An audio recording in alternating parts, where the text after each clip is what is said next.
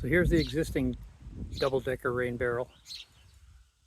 Water comes from the gutter, obviously, to there. In the wintertime, it goes over to that gutter, across where you can't see it. This is what I did today.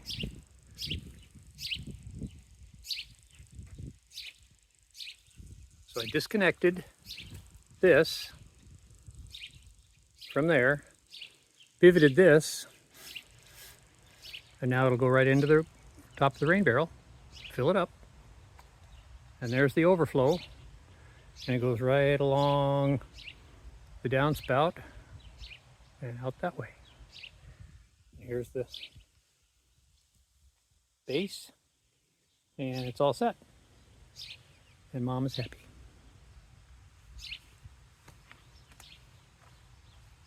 It's pretty close to the garden.